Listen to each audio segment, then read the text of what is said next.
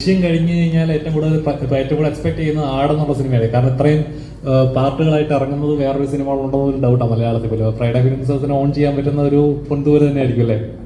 ദൃശ്യം കഴിഞ്ഞാൽ അടുത്തുക എന്നുള്ളതുകൊണ്ടാണ് ദൃശ്യത്തിന് 2 ആഴ്ച മുമ്പേ ഞങ്ങൾ ഇറങ്ങുന്നത്.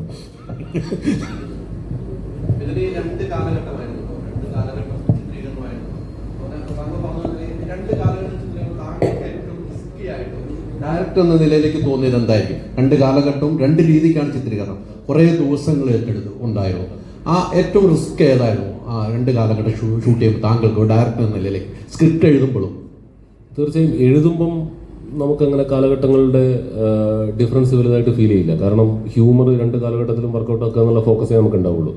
പക്ഷേ ഇത് എക്സിക്യൂഷനിലേക്ക് കടക്കുമ്പോഴാണ് നമ്മൾ ചലഞ്ചസ് നേരിടുക. കാരണം ഒരു 10-25 കുതിരകളൊക്കെ സിംഗിൾ ഫ്രെയിമിൽ വരിക എന്ന് പറഞ്ഞാൽ, ഞാനങ്ങനെ കുതിരകളൊന്നും ഇതിനു മുമ്പ് ഒരുപാട് വെച്ച് ഷൂട്ട് ചെയ്തിട്ടില്ല എന്ന് തന്നെ പറയാം. അപ്പോൾ പെട്ടെന്ന് നമ്മളൊരു വലിയ ഒരു എപ്പിക് സെറ്റപ്പിലേക്ക് ചെല്ലുമ്പം അത് റിയലി ചലഞ്ചിങ് ആയിരുന്നു. കാരണം 5-6 ഷോട്ടുകളൊക്കെ മാത്രം എടുക്കാൻ പറ്റുന്ന ദിവസം ആക്ടേഴ്സ് ഹോഴ്സ് റൈഡിങ് പഠിക്കണം. അങ്ങനെ ഒരു കൂട്ടം ആക്ടേഴ്സ് ആ ഭാഗത്തൊക്കെ ഇവിടെ ഇരിക്കുന്നുണ്ട്. അവരൊക്കെ ഹോഴ്സ് റൈഡിങഗ് പഠിച്ച് അത് ഇവരുമായിട്ട് കുതിരകൾ സെറ്റാവണം. അതിനിടയിൽ മഴ പെയ്യുന്നു. അങ്ങനെ ഇപ്പം ഞങ്ങളൊരു 130ഓളം ദിവസം ഷൂട്ട് ചെയ്തത് ഏകദേശം 10 മാസത്തോളം എടുത്താണ്. മഴ ഒരു വലിയ ചലഞ്ചായിരുന്നു. ഇട്ട സെറ്റുകൾ കുറേ നശിച്ചുപോയി.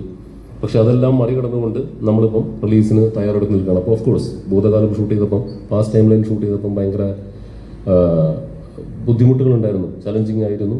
അറ്റ് ദ സെയിം ടൈം ഭയങ്കര കമ്പല്ലിങ് സിനാരിയോ ആയിരുന്നു. കാരണം നമ്മൾ ഇതുവരെ ചെയ്തിട്ടില്ലാത്ത ഒരു ഏരിയ എക്സ്പ്ലോർ ചെയ്തപ്പം എല്ലാവർക്കും അതൊരു കൗതുകമായിരുന്നു. ആ കൗതുകമാണ് നമ്മൾ ട്രെയിലറിൽ കാണുന്ന പാസ്റ്റ് ടൈം ലൈൻ വരുമ്പോഴുള്ള ആ വിഷ്വൽസിൻ്റെ പ്രൊഡക്ഷൻ വാല്യൂ, ക്വാളിറ്റി എന്നൊക്കെ പറയുന്നത്. എല്ലാവരും നമ്മുടെ DOP ആണെങ്കിലും നമ്മുടെ പ്രൊഡക്ഷൻ ഡിസൈനർ ആണെങ്കിലും കോസ്റ്റ്യൂം ആണെങ്കിലും എല്ലാവരും അതിനുവേണ്ടി ആത്മാർത്ഥമായി പ്രൊഡക്ഷൻ ടീമിൻ്റെ കൂടെ ജോലി ചെയ്തിട്ടുണ്ട്. അതുകൊണ്ട് തന്നെ അത് ഷൂട്ടിംഗ് ഇത്തിരി ബുദ്ധിമുട്ടായിരുന്നു. ബട്ട് സ്റ്റിൽ ഇപ്പം അത് എൻ്റർടൈൻമെൻറ്റ് ആക്കാനായിരുന്നു ഞങ്ങൾ ഈ കഷ്ടപ്പാടുകൾക്കിടയിലും ശ്രമിച്ചുകൊണ്ടിരുന്നത്. പിന്നെ 150 രൂപ കൊടുത്ത് സിനിമ കാണുന്ന പ്രേക്ഷകനെ സംബന്ധിച്ചിടത്തോളം എല്ലാ സിനിമയ്ക്കും ഒരേ കഷ്ടപ്പാട് തന്നെയാണ്. ബട്ട് ചലഞ്ചിങ് ഓഫ് കോഴ്സ് ഇതായിരുന്നു, ഭൂതകാലം ഷൂട്ട് ചെയ്യലായിരുന്നു. ഈ 2 കാലഘട്ടത്തിൽ ഈ പറഞ്ഞ നമുക്ക് ചിരിക്കണം അല്ലേ, പ്രേക്ഷകർ ചിരിപ്പിക്കാനാണ് 2 കാലഘട്ടവും ഉപയോഗിക്കുന്നത് ഈ സിനിമയിൽ പറഞ്ഞത്.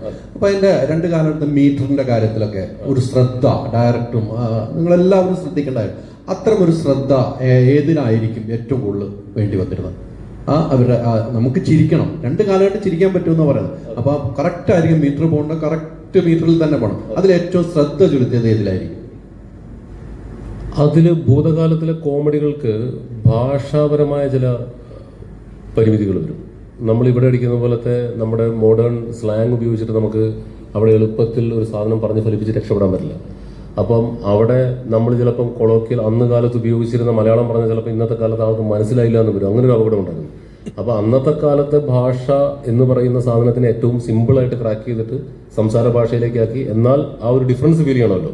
ആ ഡിഫറൻസ് ഫീൽ ചെയ്ത് ഹ്യൂമർ ക്രിയേറ്റ് ചെയ്യാൻ വേണ്ടി എല്ലാവരും കഷ്ടപ്പെട്ടിട്ടുണ്ട്. കാരണം പറയുന്ന ഹ്യൂമറൊക്കെ റിജക്റ്റ് ആയിക്കൊണ്ടിരിക്കും. കാരണം ആ കാലത്ത് നമുക്ക് പറയാൻ പറ്റില്ല. അപ്പം അതിൻ്റെ ഭാഷയെല്ലാം ഒരു അല്പം പഴയ കാലത്തേക്ക് വെച്ച് അതൊരു സംസാര ഭാഷയാക്കി മാറ്റി. അങ്ങനെ ഇപ്പം ഇദ്ദേഹം ചെയ്യുന്ന കഥാപാത്രത്തിൻ്റെ പേര് എഞ്ചിനീയർ വറീദ് മാപ്പിള എന്നാണ്. വറീദ് മാപ്പിളയ്ക്ക് ഒരു കാരണവശാലും സർബത്ത് ഷമീർ പറയുന്ന പോലെ ആ ഭാഷാ പ്രയോഗം തന്നെ പറ്റില്ല. അപ്പം അത് ഇദ്ദേഹം ആസ് ആൻ ആർട്ടിസ്റ്റ് ഇദ്ദേഹം പറയുന്ന ഹ്യൂമറുകൾ നമ്മൾ പലതവണ പറഞ്ഞു നോക്കി, അത് നമ്മൾ നാട്ടുകാർക്ക് മനസ്സിലാവുകയും വേണം. അപ്പം അങ്ങനെ ഒരു ചിത്രീകരണ സമയത്ത് അങ്ങനെ ഭാഷാപരമായ ചില എന്താ പറയുക ഇൻട്രസ്റ്റിംഗ് ആയിട്ടുള്ള ട്രീറ്റ്മെൻറ്റുകൾ നമ്മൾ കഷ്ടപ്പെട്ട് പിടിച്ചിട്ടുണ്ട്. അത് ആ ഭാഷകളുടെ വ്യത്യാസമാണ്. ഈ വിജയബാബു കഴിഞ്ഞ